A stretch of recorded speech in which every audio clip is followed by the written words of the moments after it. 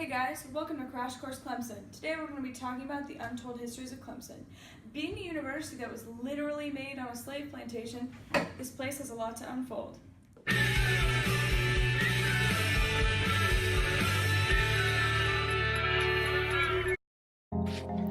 Throughout the years, Clemson has needed to address its racist past.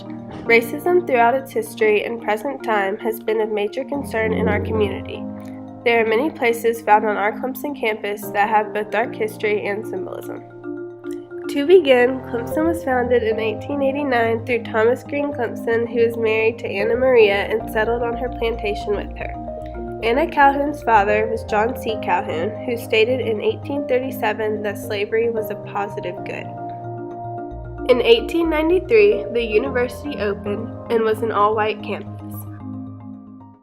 Now we're going to be talking about places that we can find around campus. One of the most popular sites on Clemson's campus is Tillman Hall, the tall clock tower on the west side of campus. The tower, originally called Old Main, was renamed on the 50th anniversary of the school's first graduating class. It was renamed after a 19th century politician named Benjamin Tillman. The brief history of Benjamin Tillman.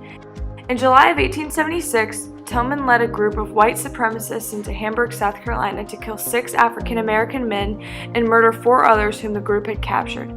This massacre pushed him into a 24-year career as the most violent racist in the U.S. Senate. A source states that while governor, he openly attempted to take away black citizens' voting rights and was open about his goal of, in his own words, preaching the gospel of white supremacy. So after the Civil War, slavery was abolished, but that doesn't mean the ideals were erased from humans' minds. Things began to change in the early 1900s as America moved into a different way of life.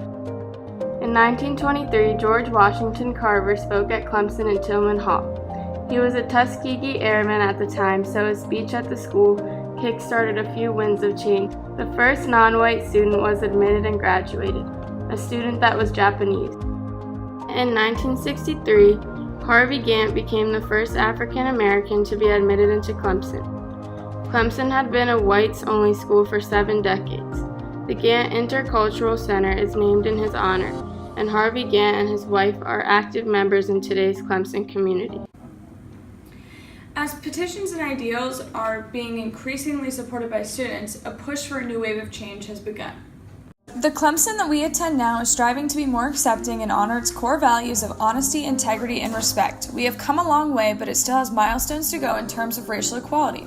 In February 2015, the board rejected the idea of changing the name of Tillman Hall, saying that every great institution is built by imperfect craftsmen.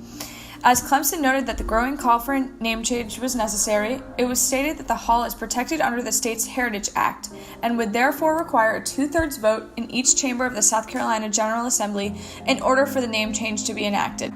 There was also a petition made in early 2019 by students to rename Calhoun Honors College to Clemson Honors College and has not had much noticeable progress at the moment. Although Clemson is working towards a better future, it still struggles with racists on campus, as students have seen KKK recruitment flyers around Clemson's campus, racist demonstrations, and the honoring of slave owners and historical figures with racist values.